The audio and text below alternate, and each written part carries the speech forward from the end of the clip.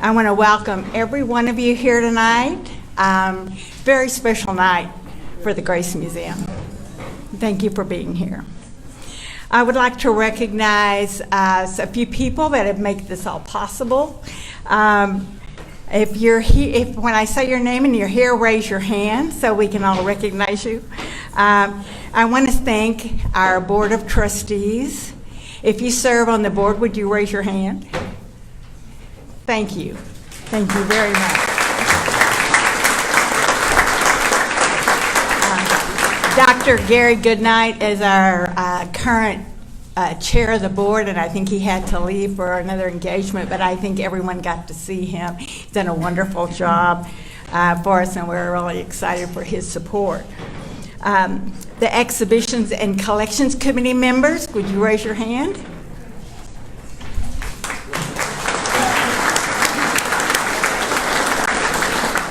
I want to say a special thank you to Alice Beck and Mary Kay Morrison and Judy Godfrey for providing extra funds for the event this evening.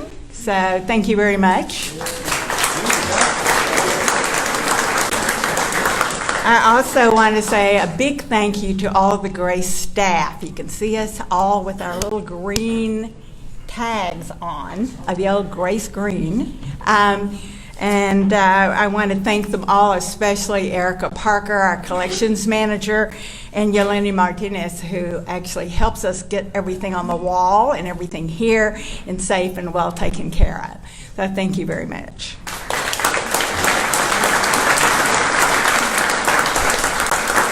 I'm also very grateful for our exhibition sponsors, the Stillwater Foundation, Humanities Texas, and their Grace corporate sponsors. Many of you are in this room, including the Excelsior Foundation. Doug and Angie Robertson are here, and Dan and Pam Robinson. I want to thank them especially for their involvement. We have other special guests. Of course, we're going to hear a talk from Hung Liu. She is here. Flew in from California, from Oakland, California.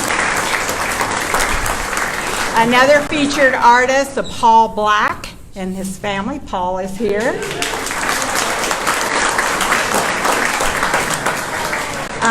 Gallery owners Tanya Turner Carroll and Michael Carroll from the Turner Carroll Gallery and Art Advisors in Santa Fe are here. They represent Hung Liu in Santa Fe, and they also represent Igor Melnikov, who you see his beautiful paintings on the second floor. And they provided the wonderful catalogs for both of those exhibitions that you see here. So thank you so much for that, for working with us. Nancy Weidner of Conduit Gallery in Dallas. You represent Sarah Ball, and she introduced me to Sarah Ball's paintings at the Dallas Art Fair several years ago. I could not get them out of my mind.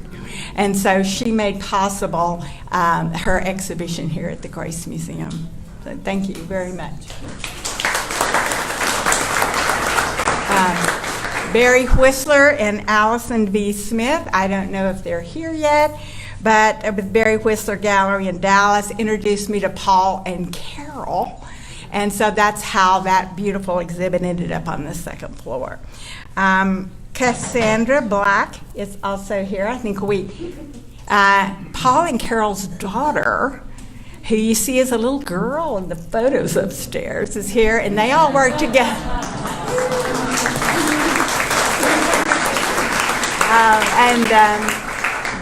They all work together as a family at Photographique in Dallas, and if you don't know what that is, you should find out. Okay, you can ask them about it afterwards. Private collectors and lenders to the exhibitions, Dr. Burt and Ashley Smith are here. Woo! Wow!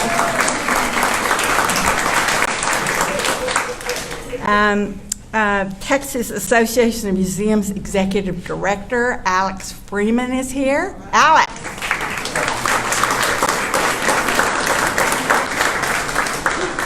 And a former featured artist, and if you've been at the Grace, you'll remember this. Bailey Liu is here from Austin, who made the beautiful Stratus exhibition on the ceiling in the main gallery in 2015. Bailey? Yes. I think they want to talk. What do you think? Okay. And Bill Wright is sitting in the back. He's our primary benefactor for the Grace Photography Collection and exhibitions, and I'll give him a big hand for that.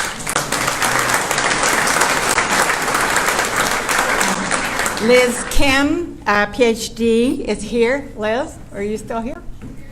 Okay, there she is. All right.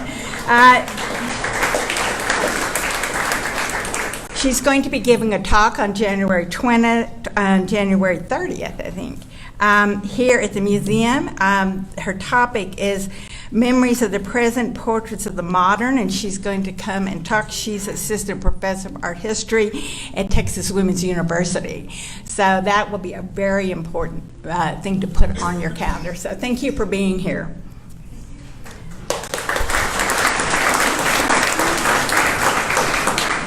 Tonight, we present 6 exhibitions. 6? That's a lot. Yeah. But it's a big building. We have a lot of space to fill. Organized around the theme of contemporary interpretations of the enduring tradition of portraiture. We call them human interest, contemporary portraiture. The exhibitions are also, I would say, an homage to the very first work of art which was acquired by the Abilene Fine Arts Museum, now the Grace Museum, in 1938.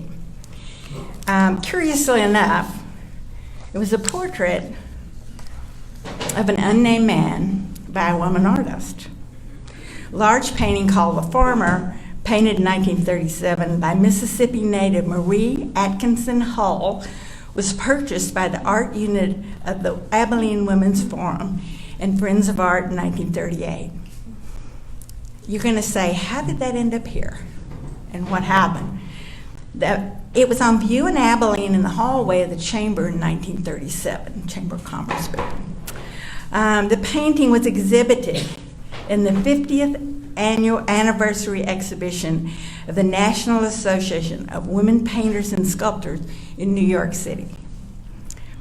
So if it was exhibited in 1937 and it was the 50th anniversary, that organization started in 1887. Very interesting association. 30 American Paintings was a traveling exhibit. That painting was in, and it was sponsored by the American Federation of the Arts, and it traveled around the country. It also was part of the Southern States Art League, and that's how it ended up in Abilene. And then the ladies decided, oh, we need to have a collection. We need to acquire something. That was the one they voted on, and that's the one they purchased. It had also been seen in the Cincinnati Museum at the annual American Art Show in 1938. So we've got a long history of looking at portraits and paintings of people. We're always fascinated by those things. So the question tonight is, can a portrait be more than just a recognizable image of the sitter or a person? Is that what this is just about? Since the advent of photography, the genre of contemporary portraiture has expanded far beyond the requirement to just be a recording of a likeness for all posterity, just to freeze that person in time. It's got to be more than that. Today we expect more than a likeness. We rely on the artist's skill to creatively present a subject more than the outward appearance and put it in a larger context of our own reality. So how we react is literally in the hands of the artists who work you see on the wall tonight. Together, human interest exhibitions present more than 90 works of art for you to look at, created in the early 20th century up until 2018, just last year, as well as hundreds of early anonymous studio photographs from the late 19th century. On the third floor, I'm just going to do a real brief touch on each exhibit. The third floor, historic photographs from the Grace History Collection. They were discovered in a box and went, nobody's ever seen these. They're largely anonymous photographs.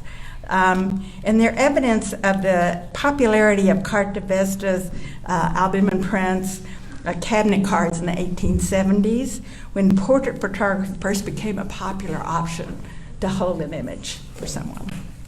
On the second floor, we have up close and personal portraits from the Reeves collection of Texas art. And Linda and Bill Reeves could not be here tonight, but they will be here on October 10th to talk about their associations with a lot of the artists and the collectors and how they purchased them and why. Their self-portraits, artists painting one another, all in mid-century there. Very interesting. Bill and Linda have been avid collectors for 40 years, and together they've assembled this really an amazing collection of artwork with 20th century Texas artists as their focus. The selection of their private collection focuses on self-portraits, which you see sometimes, portraits of artists, friends, and associates, and then traditional artist and sitter, where the person is actually trying to get a likeness of the person sitting in front of them. Those date from 1979, and then they tell us a lot about the artist as well as the sitter. The second floor, Wright Photography Gallery, we have Paul Black Carroll. Photographer Paul James Black presents an intimate group of Polaroids and black and white photographs of only one person. Not a lot of other people, one person, his wife Carol. The photographs in the exhibition were taken in the first 3 decades of their marriage and offer an intimate record into their private world in the 60s, 70s, and 80s. I think they recently celebrated their 54th wedding anniversary.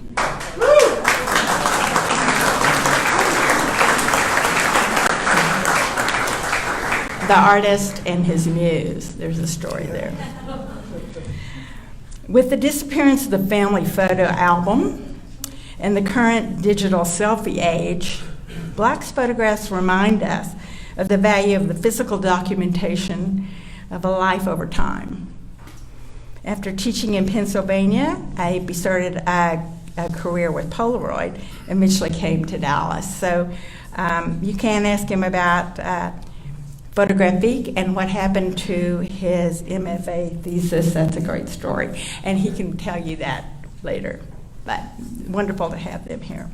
Second floor, we have Igor Melnikov, Dream Watcher.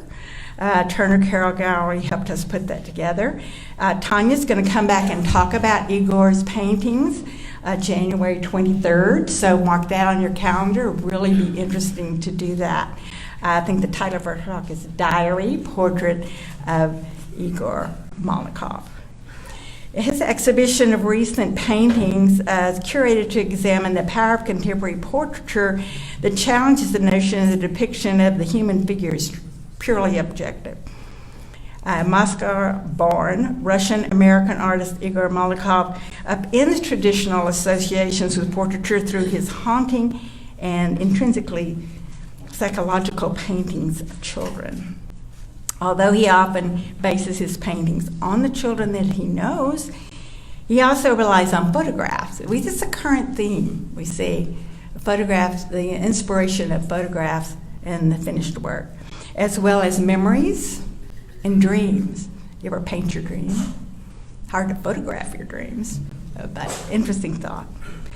On the first floor, we have Sarah Ball, An Unlikely Likeness. And like I said, Nancy at Conduit helped us put that together. And I'm going to talk about her work on February 6th if you want to know a little bit more about her. It is the first solo museum exhibition in the U.S. by this British artist. She also uses photograph, 19th and 20th century archives of mugshots. She creates a series of intimate portraits of anonymous protagonists, Ellis Island immigrants, demonstrators, suspected criminals, and they stare right at you, and it's hard to look away. They are meticulously rendered, expressionless images. My notes are sticking together here.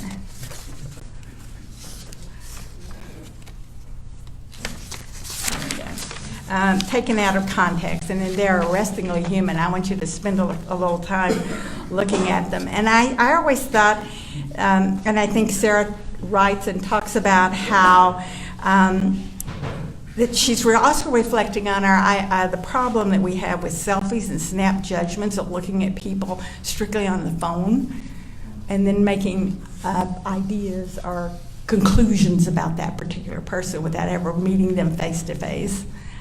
So she shows us face to face the individuals that she's never met. On the first floor, we have work by Hung Liu, The Long Way Home. The Grace Museum is honored to present solo exhibition of the art of Chinese American artist Hung Liu.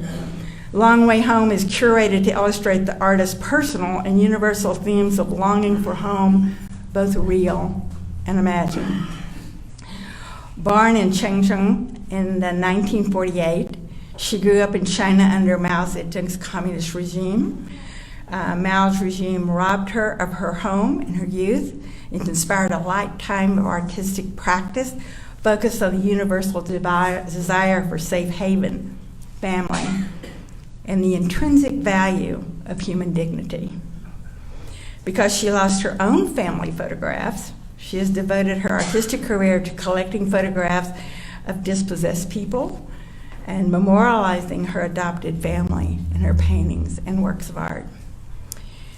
This exhibition, curated exclusively for the Grace Museum, presents a selection of Hung Liu's work on paper, oil paintings on canvas, resin, mixed media work, as well as monumental tapestries to give you an idea of the scope of her work. She is, most of those are based on displaced people in China, but there are also some recent works inspired by Dorothea Lange's Dust Bowl photographs that are also included in the exhibition. There are more that I can say about her, but the wonderful thing that I can say is that she is here and she's going to speak with you. So I'm going to let her do the rest of the talking. I introduce Hung Liu. All right.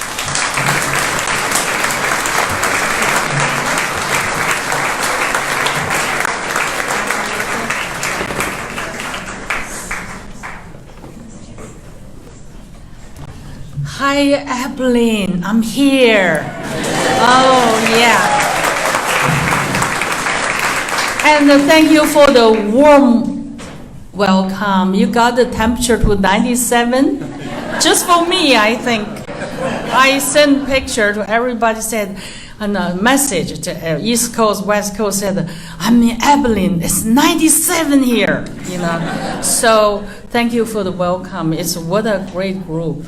Thank you to, I cannot say thank you enough thank yous to the museum, from the director to the staff, to my IT guy, where's he, Tom, and to all the friends old friends, new friends I just met, and my Santa Fe gallery dealer, Michael and Tanya, they're all here.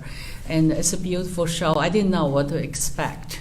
And from the warm welcome to the exhibition, installation, everything, and I met some people. Just thank you again. I'm honored to be here in Abilene, Texas. Here I am.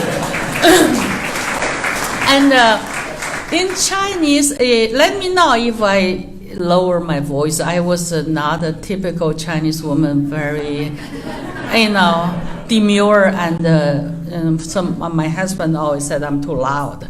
But if I'm not loud enough today, let me know. In China, we have an old tradition. When a family member pass away, you're supposed to call them back home. So this is called the summoning ghost, because their ghost spirit could be wandering around and didn't know where home is. So in over 2,000 years ago, there was a famous poet, Chinese poet, Qu Yuan, who is listed as one of the famous world, well-known, I would say, intellectuals or poets. And He's a Chinese named Zhao Hun, so the English is a summoning ghost. So I feel my work very much like a calling, those lost souls back, ghost spirit. My work, my canvas, my tapestry surface, the picture plan, the surface are there. It's memorial ground. It's for them proper, for their inner memory to return dignity. So that's what I want to explain my title, which I used in 2013 in my retrospective Oakland Museum. That's okay. Now I needed to do this. I just think I didn't turn on, did I? Oh yes, I grew up like Judy introduced. When I was graduating from high school, Cultural Revolution happened. That's from 1966, lasted for 10 years. So we were sent. That's one of picture I did. I didn't do that painting. I posed, because that's Mao Zedong's is the God behind everything. Every morning we have to recite, Mao Zedong's quotations and to worship him before we left. Even on buses, I remember. When you get on the bus, ready to go, everybody stood up, say, "Long live Chairman Mao." That's with the red book. So that's the time. And that's the kind of a paintings called the socialist realism, really adopted from Soviet Union. So the label is socialism. You have to have socialist subject matter, and the style is realism. To me, over the years, I realized it's really socialist or surrealism. It's nothing like that. And that's the rally during Cultural Revolution. Everybody got on the street, the slogans. And I was then sent to the countryside to be re-educated with many millions of my contemporaries. That's in the countryside. I was in a river village. And I always loved drawings, paintings, but as high school, students, you never really professional. So I grab whenever I could find paper. In countryside, there's no weekend, there's no wage. You work 7 days a week. The end of the year, you might get some food for year-round food. So whatever, I have this. Also, just so happened, nobody had a camera, a private camera. Just so happened that some college students, they studied art, and because they got more education, they need to be punished heavier. So they sent it to the military labor camp. So one of them I know asked me to keep a family-owned camera he was using. The camera was old German 120. Some of you older enough probably know. It was like a German box, and the viewer is upside down. Photo. And I had photography was not considered art, one of the media for many years in China. So I had a camera. I just want to keep this camera. Then one day in the countryside, I said, "Wait a minute, I have a camera.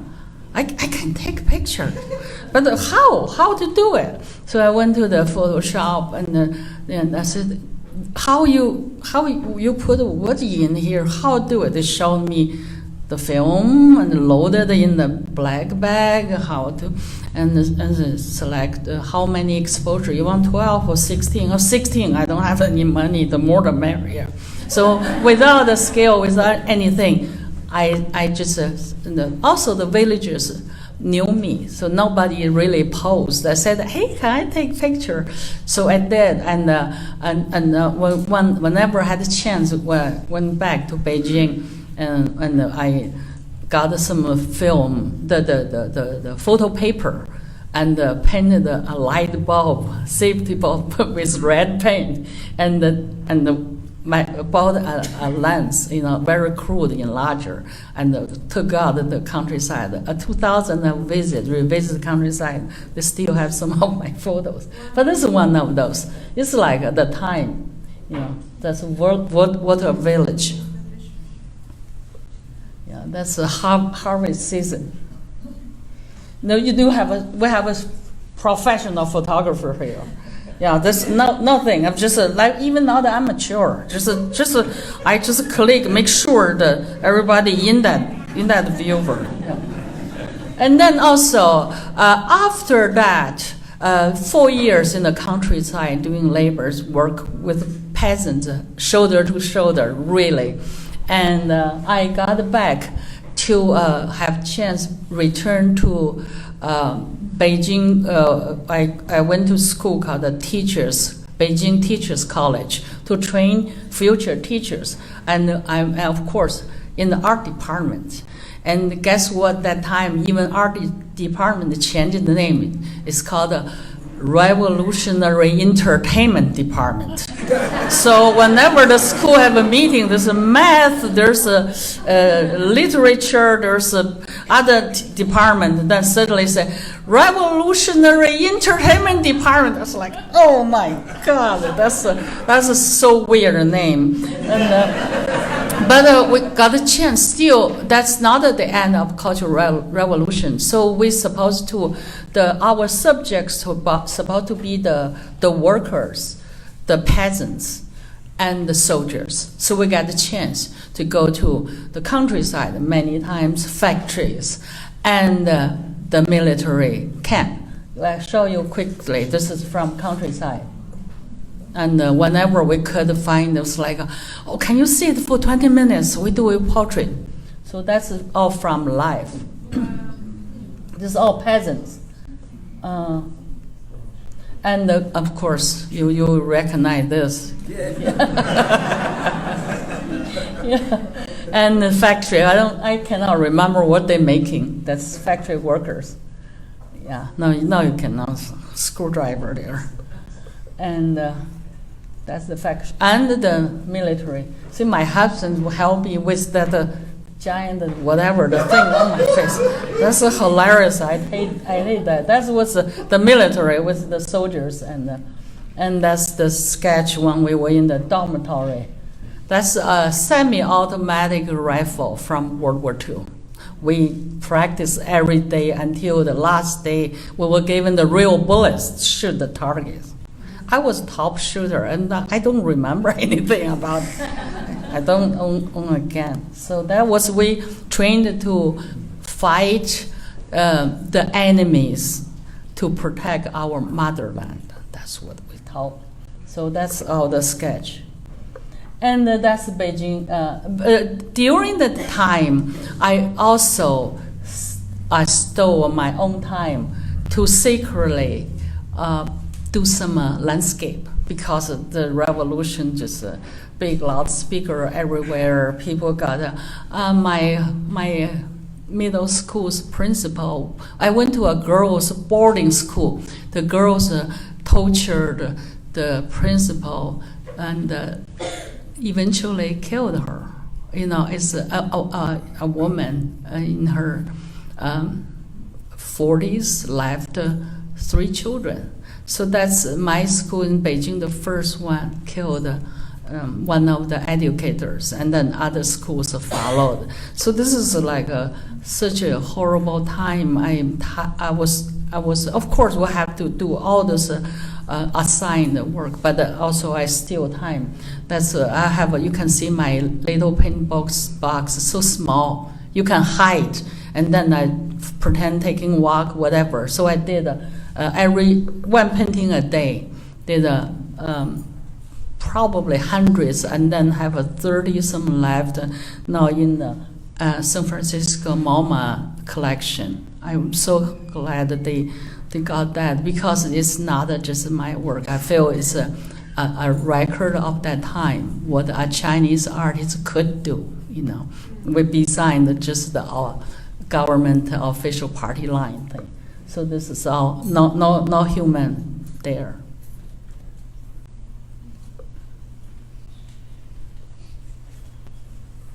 There's some roosters or chicken there, I guess. There's a human far away, and a donkey drawn car, something like that. And then after years of teaching, graduated from a teachers college, I went to a graduate school at probably the most well-known #1 art institute, Central Academy of Fine Arts in Beijing. Undergraduate school, my focus was mural painting because that time China started to open and the new airport. Some artists did the mural. That's like mural is the cool thing.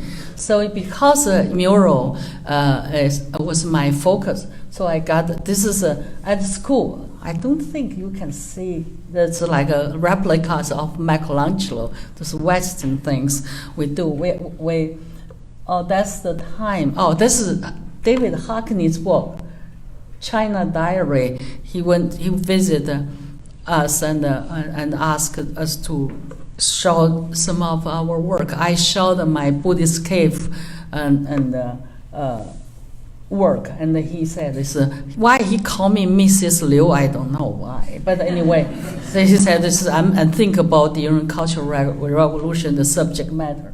So that used the Buddhist cave mural in Dunhuang along the old Silk Way, and also that time the newly excavated a set of bronze bell. I developed my mural. Is about 77 foot long. It's based on Chinese traditional music and dance. And you can see the technique is called the leaf. Tiejin means the lines are marble powder mixed with animal bone glue, and it's really almost relief on the wall. So when it's dry, you cannot get rid of it if you made mistake. And then with a gold leaf on top of the lines. And the characters is a Chinese music score, 宫商角徵羽, like a do, re, mi, so, la, without semitone, something like that. That's my mural. And then after graduate school, I got accepted by UC San Diego Visual Art Department. But I'll tell you, for this passport, I waited for almost 4 years. Because government won't issue passport, so that's another journey. So finally, after I got here, 1990, I think. 90. This is the Biennale. As a Chinese passport holder, you have to get a visa from every single country. So finally I got that. We went to this Soviet Union pavilion when Rauschenberg had a show there. And then I thought Rauschenberg is such a famous artist, is in American art history, and I, as Chinese artist, like to see him face to face. I said I seldom do this thing, ask autograph. I'm not groupie, but I was like, this is a historical moment. I made it to Biennale, in Venice, and then I said, what can he sign on? I only have my Chinese passport. So anyway, I said, Mr. Rauschenberg, and artists from China, in order to come here, I got all the visa. It's like because we went to through France, we also went to Switzerland, other countries. In order to get here, have got a visa. And he said, "Oh, this is serious." He said, "Okay, this is your visa to the art world." Yay! So anyway, that's my Chinese passport. And then my husband got so nervous, said, "You invalidated your passport. You might be deported." So when we got the Euro train, when the French policeman got on, I said, "I'll just tell them that's Chinese police chief, you know, because in China you get your passport from a police station, you know, it's called a public bureau thing. Public Safety Bureau. So I said, just tell that's the Chinese police chief's name, you know. They won't tell. But I was not deported. Nobody found out. So, then I went to UC San Diego. Of course, that's my advisor, Alan Capra, the famous happening, you know, artist, and did a lot of happenings. And it's like, is this art? You know, that no wonder the Chinese government won't let me out, because they said American art is so degenerated. What they doing? They sit in front of the computer, the piano for how long? That was not art. They got a monkey to paint. You should not go there. You should, and that's why there's a lot of reasons I should not have been there. But we did a lot of happenings together in the class. It was really liberating. And then, you know, after I graduated, Alan did something at the Netherlands. I went there along the coast. It was just a really liberating kind of experience for me. And then another idea thing is the resident alien, my green card. And I got a green card, nothing green there. And also it's called a resident alien. That time, you know, just a bunch of aliens movie just came out. Sigourney Weavers, you know, it's like alien. When I got to U.S., I have a big dictionary with me. That's before digital age. Cannot get anything in phone. So I was like, alien, what, I'm an alien? What is it? Then I say alien movies, oh my God, that's me. And so I thought it was really funny, the term. It's a lot of oxymoron, you know. And it's self-portrait, but it's not self-reflection. It's governmental mugshot. And that's supposedly you carry in your wallet, but it's pretty big. I will show you how big it is. Yeah.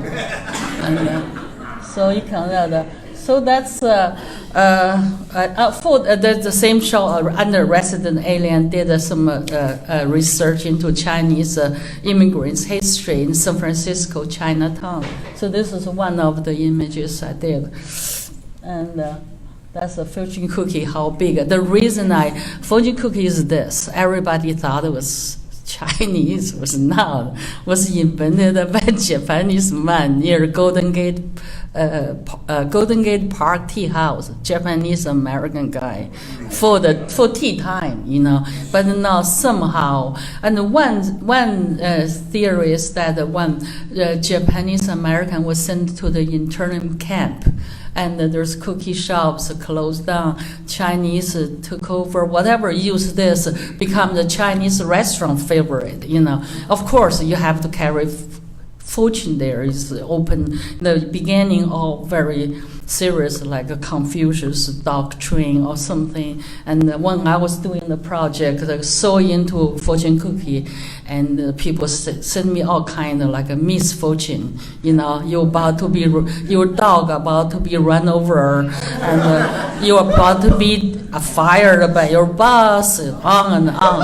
It was like the fortune cookie is such a strange thing for me. They don't like anything, any cookies. So in some way, also Chinese name translation for a lot of places like Washington is Washington, New York is New York, but for San Francisco it's Jiujinshan, not close, means old gold mountain. You know where that from. So I feel like each one like a fake gold nugget, and so. At that time, I was so fascinated by fortune cookie for that show. I ordered 10,000 for make a fake gold mountain, and then 89 that's the famous the democracy movement cracked down, June 4th.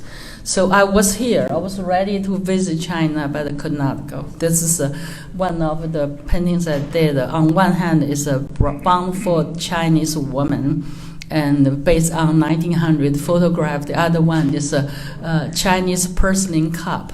It's like a woman with bound feet, and there with like a kind of love-making sign. I call it, one is a goddess of love, like a woman with crippled feet, and the other one is liberty is really also crippled and in some way disfigured. That's what I did, and.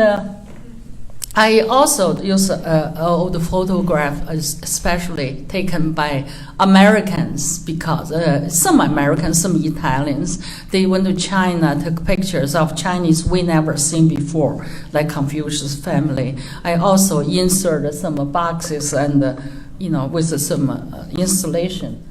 And in 91, I went to China after 7 years in the U.S. I was teaching at Mills College, got a faculty research grant. So in a Cultural Revolution, a lot of family photos are burned. They're not.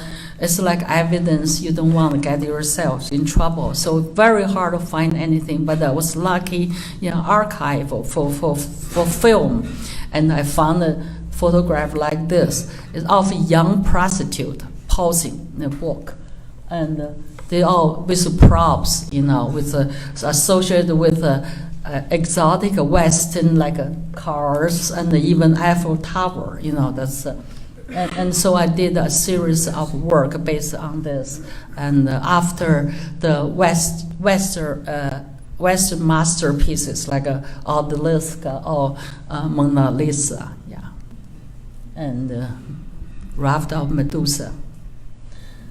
And also in old Chinese magazine, like my mom's generation in the past, in the older generation, grandma's time, no women allowed to go to school, nobody, women just stay home, some have bound feet.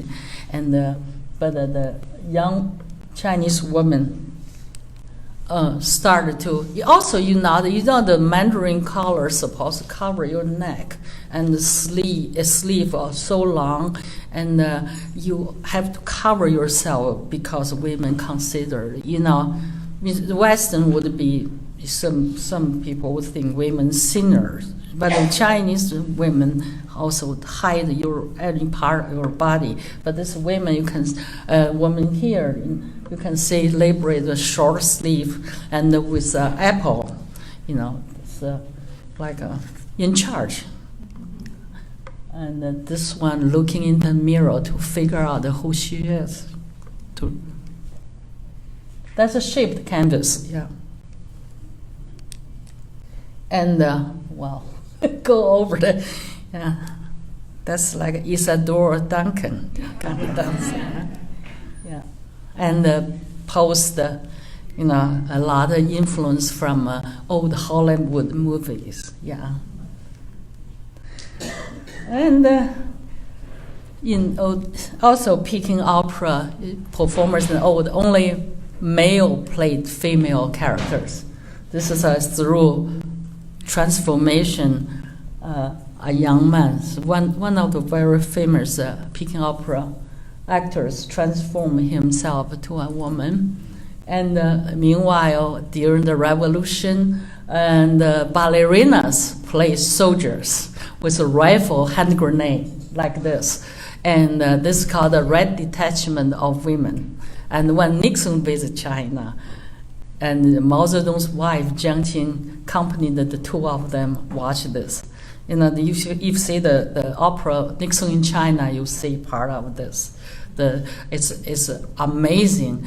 And when I was young, I saw Bolshoi from Soviet Union did Swan Lake, but this is like another lake, but with soldiers, like that. And I have some self-portraits.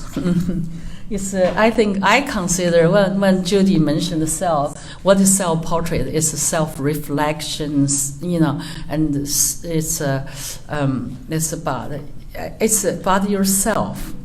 But to me, they were myself. They not really myself. It's maybe represent my time. This one, the tiny photograph, I just recently saw the original. I tell you, it's that small. I'm not kidding. Black, white. When we were in the military, and I was with the semi-automatic rifle with the bayonet on. I was there, and the photograph. Then years later, when I came to U.S., I met my husband Jeff Kelly at UCSD. Saw the picture. So what the hell are you doing there? I said, we were trained to fight the enemy, to protect our motherland from American impressionism. He said, from what? I said, American, we learned some ism, imperialism. And so that's our joke from that time on. I said, this is self-portrait, it's called avant-garde. And the bayonet with the impressionist. The point is, also, I think it's very interesting that, a Chinese artist become what is avant-garde. Impressionism was not taught in China until really late, because when you get to Impressionism, was bad because not realism anymore. So I felt like it's very interesting. Maybe I said, and then later on I said, maybe as well just defend our country from impressionism as well. And this is called third eye. I use my Chinese passport photo as a Buddha's third eye. Yeah. Little Golden Village, 小黄金村, this is my ancestors' hometown in Manchuria.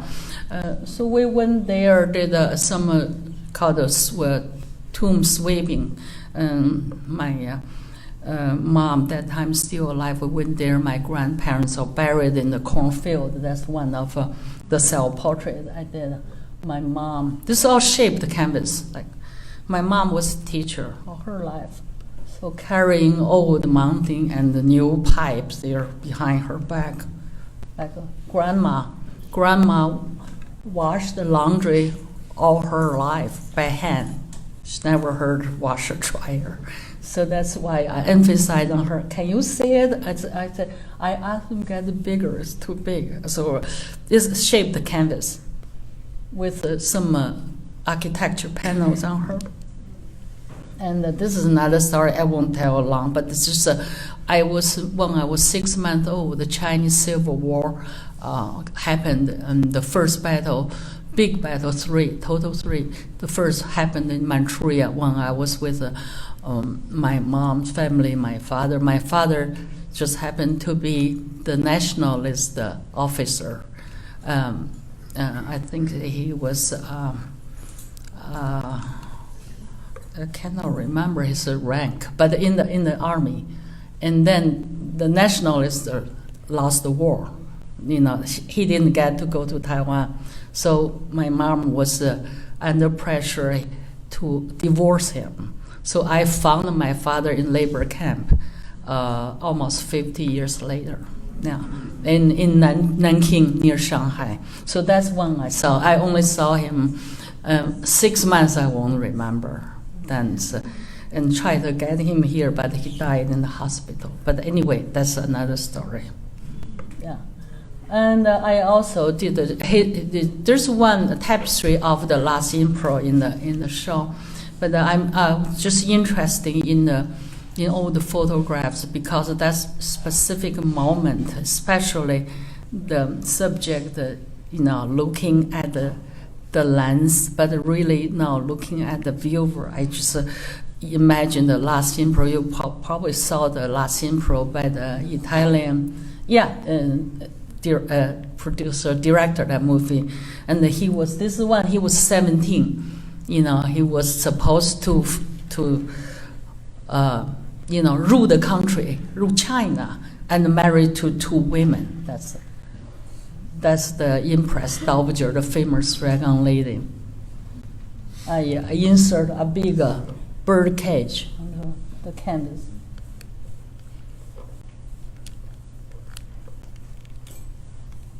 Okay, that's her eunuchs carried him.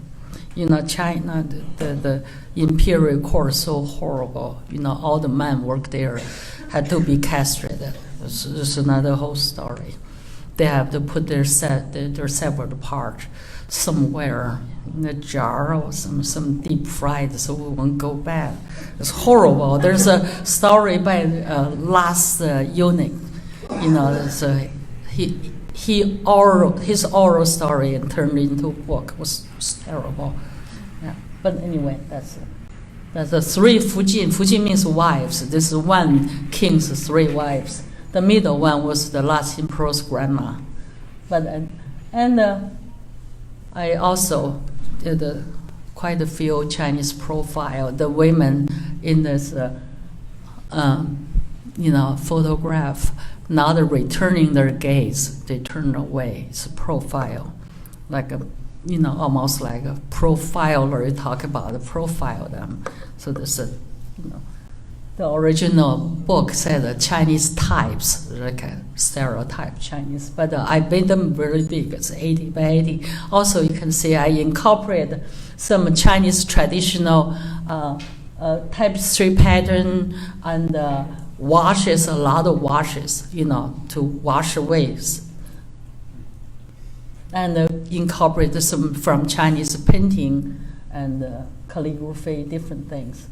And the children are very important in my work. This is when I was doing a project at Baltimore and contemporary, and this is the photograph I found at the Museum of Industry, I believe, and the children in the cannery working, all the immigrant children from from Italy, from Wales, from Poland. They all bare feet, underage, try to prepare for canned food.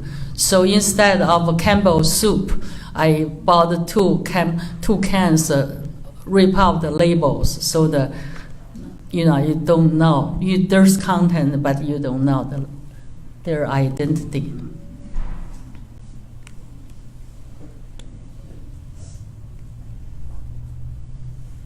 Those are children, street performers. And the women at work, that was me. I don't remember who, maybe one of my teachers when I was in college in the countryside. So I really related to people, especially women doing hard labor. You won't believe how hard life was like that, yeah. And a mother and daughter working together to pull a barge or boat upstream. And the 3 generations, working on a millstone to grind food. And in countryside, either women or donkeys do this kind of job. Yeah. And I was born in the middle of the war, but I thought the war would never happen, but there's so many wars here, there. So I think also I was really a refugee with even a 6 months, and there's so many people died from, by bullet or famine, by I won't go too far the story, but it's so I feel like refugees. Yeah, I was one of them. And I'm sorry this go over. And the background I added like a really good fortune and crown and lotus flower means peace, harmony, all the stuff. So like on the Buddha, little Buddha, can you see it? Oh, and birds, all from traditional painting. Could be 10th century, 12th century, and it's like my offering to them. And also, it's like I said, it's summoning ghosts, those people, those. And this is called by the rivers of Babylon. You know, when we say at the side, the river of Babylon, we wept, something like that. But the Babylon is just not only, you know, it's in China too. So this is all refugees. Somebody said, this is like a Chinese migrant mother. I said, this is refugee mother. And comfort women, of course, a lot of Korean. I think they're dying out, you know, one after the other. Never, Japanese government never apologized. That's the military prostitute, you know, for Japanese soldiers during World War II. It was horrible, you know, horrible crime. War crime. This is the portrait. They're all Korean women. After 9/11, this is a painting I did. It's a Chinese traditional bride with headdress, was ready to go. In the olden days, only arranged the marriage. So she was ready to marry somebody she didn't know. So it's not just this uncertainty. And there's a Chinese traditional bird from 10th century. Instead of going up, the bird crashed right into her head. So this is you know, maybe express how I felt when 9/11 happened. It's as a people, we were not arranged, but we were involuntarily, you know, wed into a new age, which we never can go back before pre-9/11. And then this is called a dirge, you know, all series of painting like two men cutting down a tree, a woman from a traditional painting playing a string instrument. And as if the dying tree becomes a poem or music sound. It's I remember, I think in 1961, Willie Nelson said, I used the opportunity to cry. So I felt like I used my painting to lament maybe a lot of things, just you use the opportunity to do what you do. And this is all after 9/11, like Peng Lai, this is called two words, Peng Lai, the title. Peng Lai was in Chinese folklore, it's a paradise. It's in the middle of the water, there's an island called Peng Lai. You got there, you'll live happily forever. Everybody's searching for Peng Lai, so it's a group of men. And you can see incorporate some Chinese traditional flowers, the fat bird, everything, just going to search for paradise. And a similar group of men pulling the boat, you know, some upstream. You can see the ferries riding above them. This one called the Great Leap. Great Leap, yeah. Mm-hmm. Oops, oh, I missed this one. No. Sisterhood, yeah. But it's all almost the faceless, leap with faith, walking to the future. You know, there's what else can you do? And Tai Cang was the great granary. You have a great granary here, right? You have but I did a big show in China. The location was a great granary for the imperial course palace. So that's it. My mural was destroyed. Of course, when we walk in the programs, the mural live and die with architecture.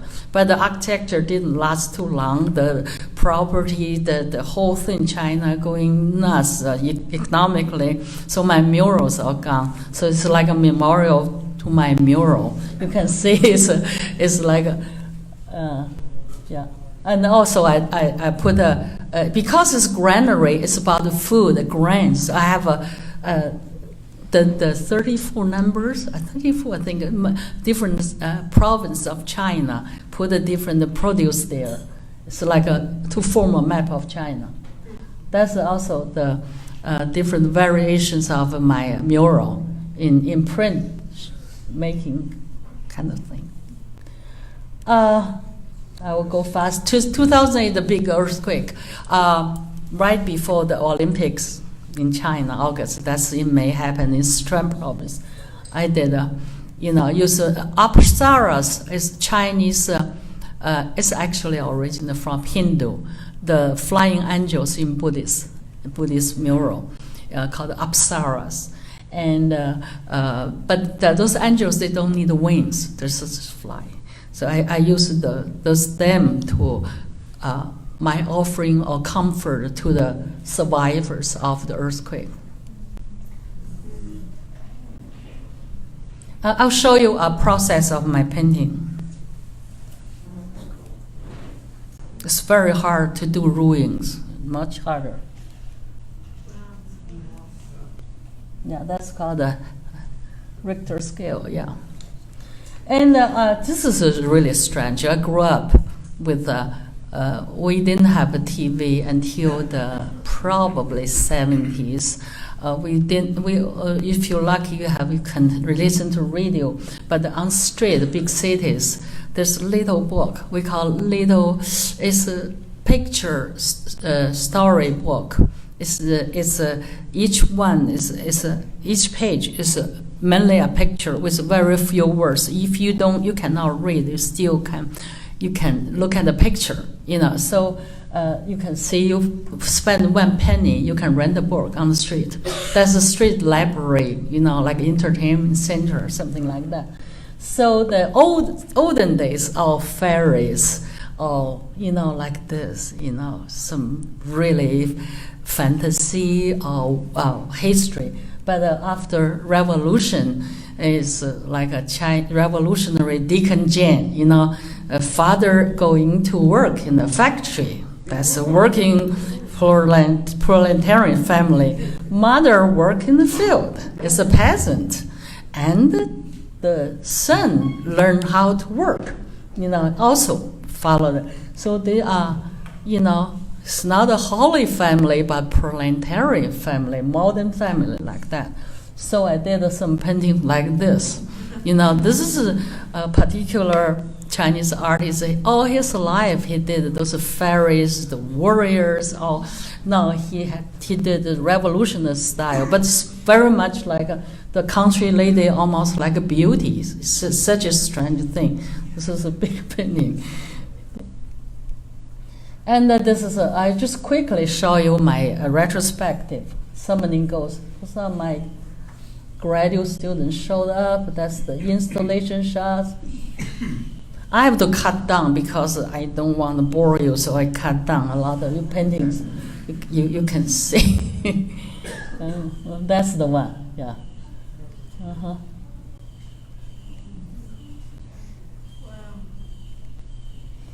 And meanwhile, I didn't show you because I had a chance to do a show in 1994 at the DeYoung Museum, Golden Gate Park. I ordered 200,000 fortune cookies, make a fake gold mountain, and the railroad tracks and the ties there. And then for my retrospective show at the Mills College, we redid this. And we ordered 250,000 fortune cookies. Guess where the cheapest one? We always think San Francisco, Chinatown. No, the director of the museum, Stephanie Hayner, said, I made a phone call. You know where? Maryland. And then before the show, before Christmas, we did a big truck pull into the front of the museum with 250,000 fortune cookies. And so the railroad tracks, the Stanford could not be there without the Chinese railroad workers, because Leland Stanford, he was the one. And when the Union Pacific finished connect that moment in Utah, he, drove the last golden spike. That the real one is at the Stanford Counter Museum. What I'm saying is this year is 150th anniversary. So many Chinese coolie laborers work there. I never before really exposed. Now books came out. I was invited to Nevada Museum in Reno. A Chinese artist from Seattle and we read the possible names of the Chinese workers. Most of them, they didn't have real names. And the contractor, exploit them because they probably could not speak good English, and so some name I could not really pronounce, and so it's like Feng Yu, Lu Xu, and then once Jack Chinaman and Joe Chinaman, and the other guy is so funny when he read something. How do you pronounce this? I said, that's Charlie. That's Charlie. He thought it was a Chinese name. He didn't know how to pronounce. But so we did this ceremony facing the Sierra Nevada mountain. All the audience facing there. He and we read that. So I felt like this is a memorial piece for the people who contribute to this country, build a railroad. You famous for railway here. You're in 1889. It's like the cattleman's shipping point here, right? Abilene. So railroad really changes everybody's life. So I feel like that's when they did this, it was such a great thing. The first one I did 94. The Young Museum, they told me that all the rats, the rodents came out to eat fortune cookies. I said, you have rodents at the museum? Oh my God, they have to set a mouse trap. So let them eat, they're plenty. So anyway, this is a really great, installation. It's meaningful, but also it's with great humor too. The interpretation visualized what the Chinese name for San Francisco, Old Gold Mountain. And that's the end of the installation. Everybody said, hey, we wait for the moment. So I climb on the mountain and everybody, okay, what is it going? Oh, they buried me. And then another thing I did that year is a big mural at San Jose Museum, and it's about 70-some foot long. You can see that I use a 12th century Mayan Chinese artist Mayan's painting. He did a lot of water, some smooth, really peaceful water, some raging water. I put them together like a water picture, but also my mom died. She said she wanted to be in the ocean between China and the U.S. So we buried her right in the middle in Hawaii. So I felt like another memorial piece for people in the past and future, or still memorial for them. Like all lives. So that's the overall piece. About 70-some foot long, yeah. And because I studied the mural a long time ago, so I did some. Just show you public artwork. This is Oakland Airport. If you fly southwest, it's near Gate 26. It's 160 foot long, two layers. The one is the auspicious cranes based on 12th century Chinese emperor's painting. He called it auspicious cranes. And the other layer is 4th of July satellite map from San Francisco Bay Area going up to the West Coast, then to Pacific Southwest and to the whole world. Then you go away, you're going bigger. When you land home. So that's my gift to passengers. After 9/11, flying is not fun anymore. Not just you take off your shoes, you go through all this thing, but just not fun anymore. So this is the best moment to say it is the sunset, because it's facing west. It's like transformed the whole piece. I only landed once there. I could not see my work unless I fly. And that was like a church, a moment that really, you feel transcendent to somewhere else. That's beautiful thing. And then, my grandfather did the research in the Manchuria mountains, so I did, the whole show I dedicated to him. He was teacher, school teacher, but he didn't have a lot of money, but every school recess, he went there. Good things I love grandfather, grew up with him and the grandma. He not only pay attention to monks, the priests, also nuns, so I love grandfather. And this is a whole show dedicated to him. After I was taught for 24, 25 years at the Mills College, and then when I retired, we had a long road trip, so good, to drive in through America and many small places. And I always loved dandelion because when I was little in Manchuria in China, I saw dandelion. We always, of course, here you make a wish, right? And in there we didn't make a wish. Probably they're not wish, but we call them a little parachute. I like them because what kind of seeds can fly? Dandelion seeds can fly. They fly. They take chance. It's a migratory seeds with uncertainty. Just fly out there, take your chance. So everywhere we went, I took so many photographs of dandelions. Some so furry, some like already lost, some seeds like really poor, a few left, and battleground like Gettysburg. I felt like, the soldiers from both sides, their blood, their flesh, after so long, the dandelion still grow. So it's another memorial, kind of piece that does work. I named after this Allentown, Pennsylvania, and this little bighorn, yeah.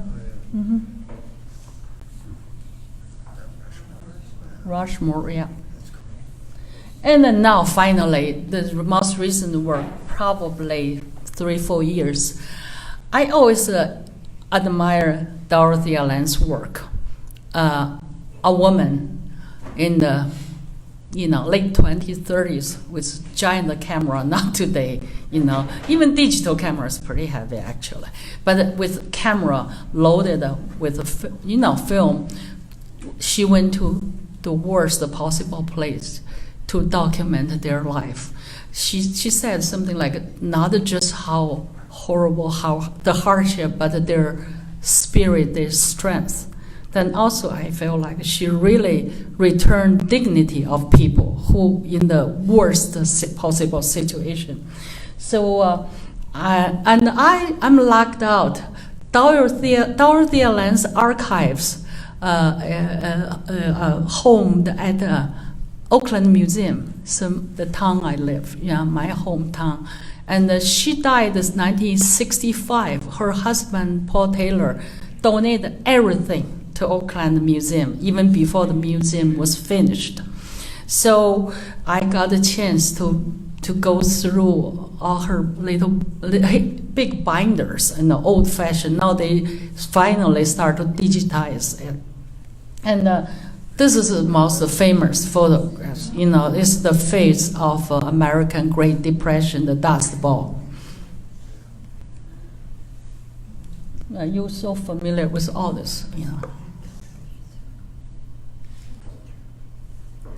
I just every time I went there, I also when she was hired by the FSA, Farmer Security, she administration. They said we need to teach Americans about America. So I felt like I needed to learn more about this country, America, what is country about. So this is I developed the paintings based on the photographs I found. I did ask from day one, said, can I use the image to develop my painting, to do anything you want? You know, they totally supported, but a lot of us in public domain anyway. Her work was in the Library of Congress. So this is I'm sorry, this is a little too big. I don't know this is called a sharecropper. It's what? How big? 80 by 120, I think. It's a big one. Mm-hmm. This is also big. Yeah, to follow the yellow brick road, something. Yeah. And Dorothea Land did photograph some clouds. You know, different clouds is almost timeless. You don't know. Could be from yesterday. Could be from 80 years ago. So I felt like this, Bindlestiff. I learned a new word by doing that. Bindlestiff. You know, this is for I look up. It's for hobo, a single man. You know, with all his belonging, looking for job around. Yeah. So this is also a big painting. Is that thing moving? Oh, my illusion. Oh. I didn't do that. It's like woo, I thought I was hallucinating. Okay. Now children work together, fetching water. Yeah, my work's coming to life. Great.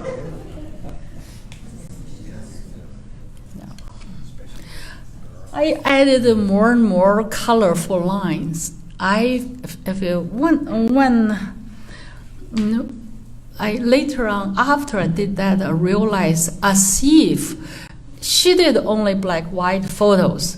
I feel like I'm doing topography almost, like the faces, the clouds, whatever the environment, but mainly their faces. And almost break down, put them together. But also, what's the famous musician? Leonard Cohen said there's a crack in everything that how the light gets in, right? The light gets. I feel like the past is dark, it's bleak, it's only black-white. So the crack, let the light come in. So like I revisit, I want to honor them. I want to shed some light. I want to hold everything together. And doing this based on all lens photographs. And when finally I met Dorothea Land's goddaughter, whose writer published quite a few books online. And I was so nervous. She lives in Berkeley, almost my age, Elizabeth Partridge. Her father was a Land's assistant for many years. And I was like, what will she say? And she sent me a really moving email. She said, you bring her work back to life. So I felt like so encouraged. So this is one it becomes a tapestry here in the show. This is tobacco, tobacco field. The little girls like barely can walk, but it's like already working. I wonder, she's picking probably worms or something, right? Yeah, it's doing that kind of thing.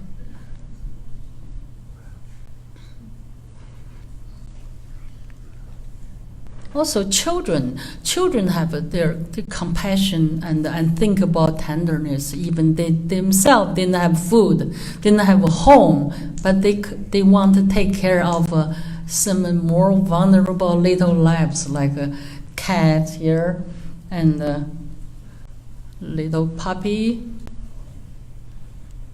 and bunny. This one, I think these are all migrant children. A lot of them they call Okies. Yeah.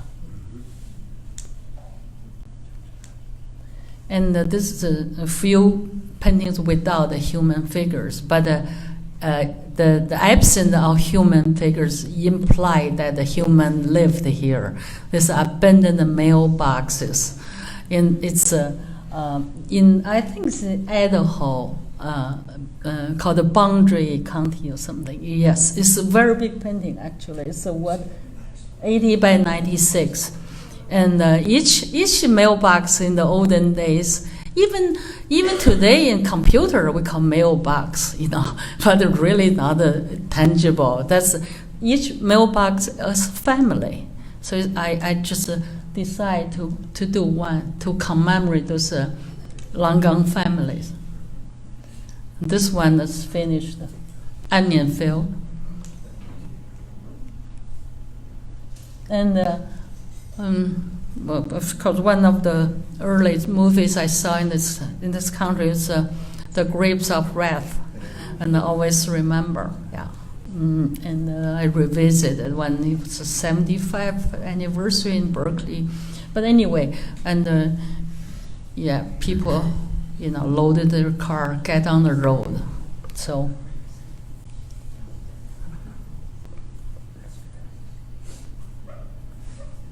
They carry all their belongings. And this is most recent, I just finished the work. Okay, I guess the end, the final. I'm so sorry. I was in the middle. I'm thinking, should we get up, do some Tai Chi? But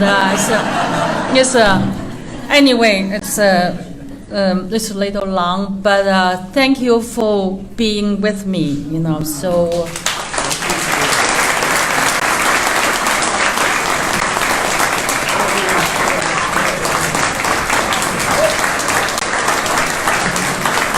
Oh my God. Thank you so much.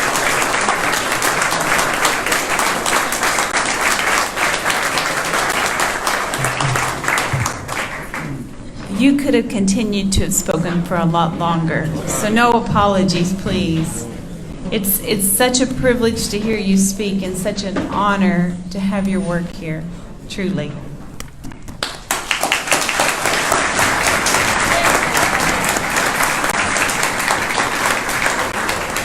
And Paul, thank you for sharing the story of your family's lives through your photographs. And gosh, those fans are kind of cooling it down, aren't they?